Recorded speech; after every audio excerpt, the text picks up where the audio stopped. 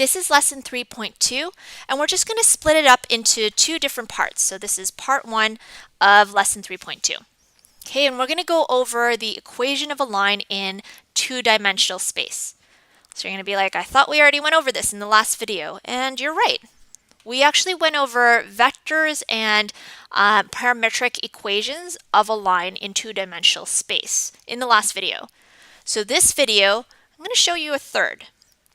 Scalar or Cartesian equations. Now, before we get into that, let's just recap on vector and parametric equations. In order to create a line, you're going to need, first of all, the position vector of a point. So any point, we'll just say that this is our x naught, y naught. So that's going to be our original point. That will anchor our line to a certain location, but there's like a infinite number of lines that can go through that one dot. So you need a direction, like let's use a direction to get to your next dot. And once you have both of the dots, then you can draw your line. So your direction vector is like your slope. Use the direction or the slope to go from the blue point to whatever your next xy point is. Join them and you'll get your line. A Cartesian or scalar equation is a little bit different. You're still going to use the position vector of a point, but you're actually going to use something called a normal instead of a direction vector. So a normal is another vector that is perpendicular to your slope, or since we know that the slope is kind of like a direction vector, the normal vector will be perpendicular to the direction vector. I know that's a lot, so don't worry guys, I'm going to connect the dots for you. All right. Before we get into it, I think it's kind of important to go over the differences between lines and vectors. I think we know, but I don't know that we completely know, so let's talk about certain characteristics of both. Lines are bidirectional, which means that they can go in both directions. Okay, so we really can't distinguish if they're going forward or backwards because they're doing both. Whereas a vector is unidirectional, it only goes in one direction, which means that we can actually figure out if they're going forward, backwards, because you just look at the tip of the arrow. In terms of magnitude, lines don't have a finite magnitude because they go on forever and ever. Unless, of course, you kind of cap them on either ends and make it a line segment, so you give them endpoints, then we'd have a finite magnitude. Whereas you know that vectors have a certain magnitude that you guys can calculate because we have equations for them, right? We've learned about those in previous videos. Now, locations. Lines, like think about the equation of a line in grade 9. Y equals mx plus b. If you were to graph that, there's only one place it could be because all along that line you have fixed coordinates. Okay, whereas a vector, it doesn't have a fixed location because if I just take this vector and I move it to this location, you didn't change the vector, you just moved it somewhere else, but it is an equivalent vector. Okay, so location doesn't really matter too much as long as all of these are the same, then it's the same vector. In terms of lines, they're only the same, or I guess we use the word coincident or equivalent. So they're coincident lines if all of the points are the same, so the location, and and the slope is the same. Okay, so let's continue on. We're going to talk a little bit more about the normal vector. Let's just practice switching back and forth between the direction vector and the normal vector. So again, the normal vector is a perpendicular vector to your line. Let's pretend that our line had a direction vector of 2, 5. Okay, so this is our x component and this is our y component. And so when we write that in terms of, I guess I'm going to just call it slope form, okay, we put the 5 on the top because it's y2 minus y1, so the y's are on the top as your numerator. And then on the bottom, you're going to have the 2 because it's your x component. x2 minus x1, right? It goes in your denominator. So that is a slope form, and when we want to find the perpendicular slope, just like in grade 9, you take the negative reciprocal. And so you flip the 2 and the 5 upside down, and since it was a positive before, you're now going to make it a negative, so that it's a negative reciprocal.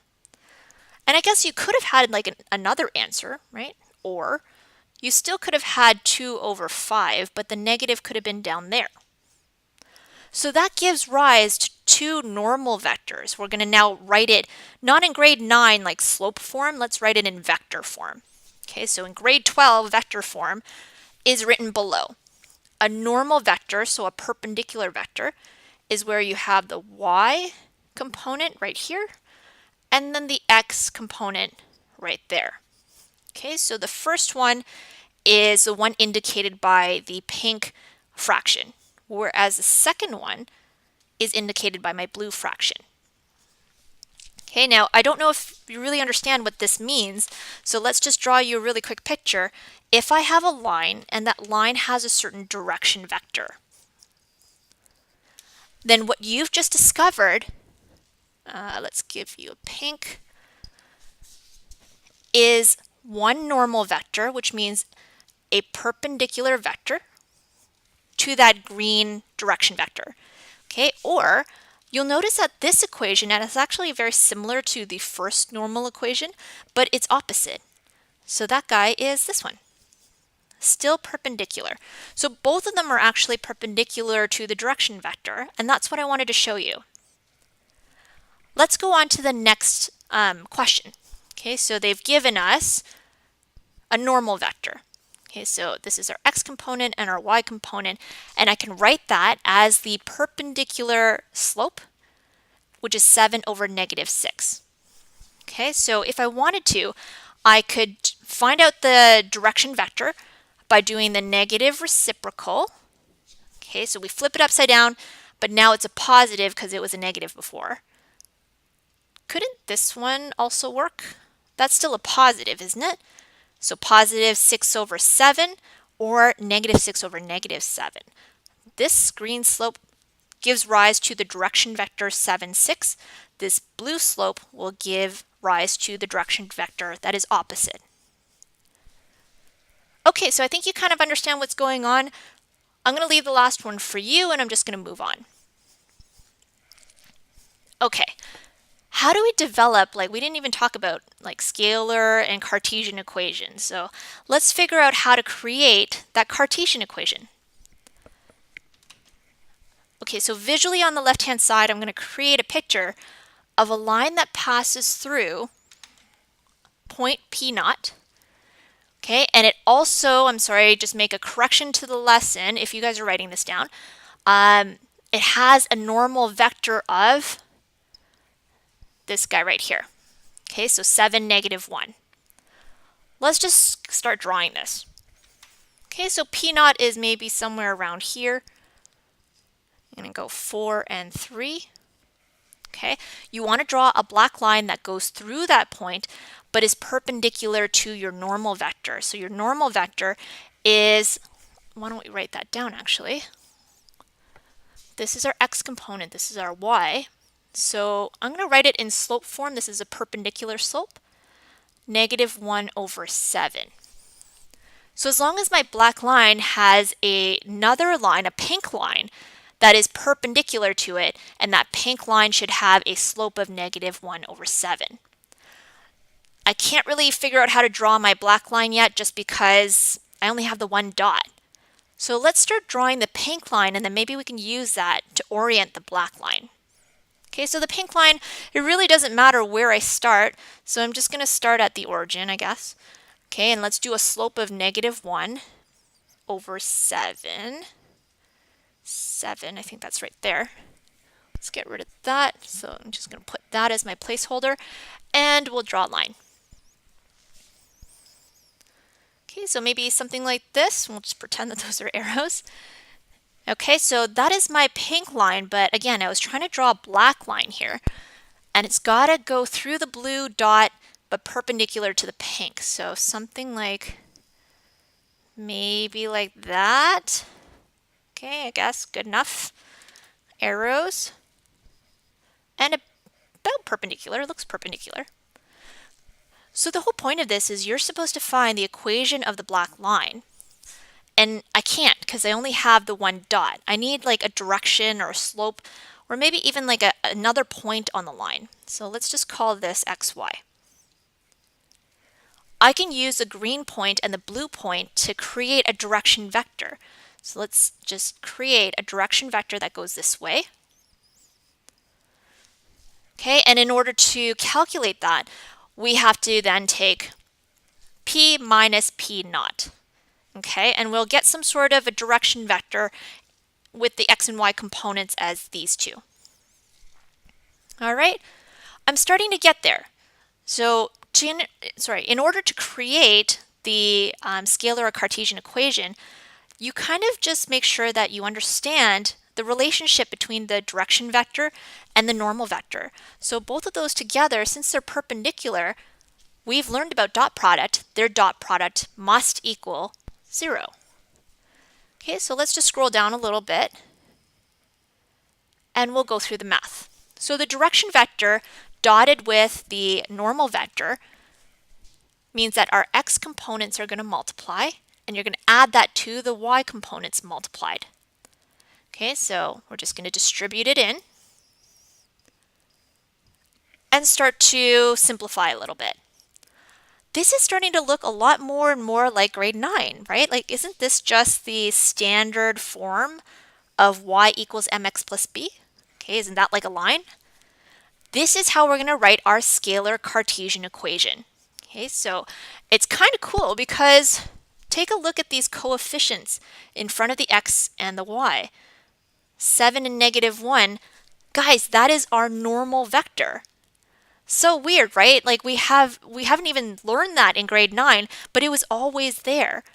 In fact, in the bubble to the right, okay, I'm going to go like this, was how we actually created the equation in grade 9. We always took our y2 minus y1, x2 minus x1 to find like our slope, right? So if we have our slope, which we know is supposed to be perpendicular to that normal vector, we should have gotten 7 over 1. And when we start to find the equation in standard form, look, it's still there. 7 and -1. Our normal vector was always hidden within that standard form. And so when I show you the final rule, I want you to understand that these two numbers, your a and your b, are going to be your normal. The scalar Cartesian equation is written like a standard form from grade 9. And your x and your y are where you're going to put your coordinate of any point on that line. So c is just some constant. It's just a number. That's all. And I guess if we go back into grade 9, you know that your c is going to be your y-intercept. Okay, so here are some pointers. Our original equation, I'm sorry to keep sliding up and down. If you leave it like this, it's not finished. Okay, so we definitely want to make sure that we reduce all of the numbers to whole numbers. Okay, no decimals, right? If we can. Okay, so notice that I can divide all of these by 2. So if you can, break it down, make sure it's simplified. Okay, no decimals, don't really want fractions. All right, and this number at the front, make sure it's always a positive. Because if it's a negative, technically you can just move everything to the other side and it'll be a positive. Okay, let's go through 2 examples. So example number 1, find the Cartesian equation of a line, so line 1, that passes through the point 7, -2 and is perpendicular to another line. Okay, so let's kind of draw a picture first of all, and then we'll do this algebraically. Okay, so a line that passes through a certain point. Okay, so let me see, and is also perpendicular to another line. Okay. This time I'm not really going to draw an axis or anything like that. I'm just going to randomly draw on this grid, okay, and get my thoughts down. So here's a specific point. We'll just call that 7, -2. There is a black line that is going through it. So I'm just going to draw randomly a black line.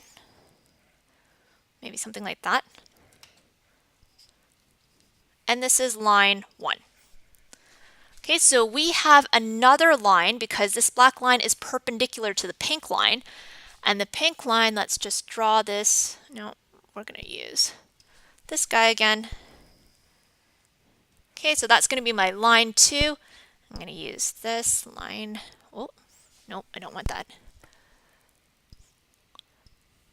There we go. Line 2.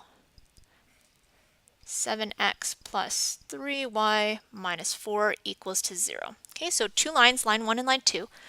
And notice that my pink line has these 2 numbers. And remember, those are the normal, so a perpendicular slope, but to the second point, or sorry, the second line. Okay, so this is a direction vector. Should I say that? This is the normal vector to the pink line, which means that if I drew it, it would be normal to my pink line. Okay, something like that. All right. Now, oh, hold on. Doesn't that mean that if that one's perpendicular to the pink line, isn't the black line also perpendicular to the pink line? Interesting. So this is also our direction vector. And that should make sense because you kind of did like the black line and then you did a perpendicular pink line and then a perpendicular red line. So the red line should technically be parallel to the black line. Okay, so they have the same direction vector, or sorry, the same, yeah, okay, sort of, the same vectors in that particular direction. But in order to create the Cartesian equation, which is what we want, I want the Cartesian equation of the black line, and so I really do need the normal for the pink, the direction vector of the pink, which would be the normal of the first line. I need that one because it's going to be our capital A, capital B coefficients in our scalar equation. So, I mean, you can kind of think about it algebraically. Like, look on the right-hand side. You already have the direction vector in green. So I kind of did it in red, but in green. In order to find this guy right here, our normal to that slope, what you could do is you can kind of think about it intuitively. I mean, like, you know that the dotted product is going to be 0, right? So we have to figure out what these two are, which are components for this normal. And so how do you make that into a 0? Well, you either have a -3 and a 7 so that these guys cancel out, right? So that gives rise to this normal vector, or the other way around. You can have it as a +3 and a -7, and that'll give rise to the opposite normal vector. Okay, so using, I don't know, we can choose either one we want. Let's just choose this one. If I choose that one, and I put it right over here, what I can do is I can use the coordinate 7, -2, and I can just start inputting it into the formula. Okay, so you already know that the normal is going to go into your A and your B. The point, which is your x and your y, are going to go into your x and your y. Solve for c, so I'm getting c is 35, and then you're just going to rewrite it again, but make sure that your c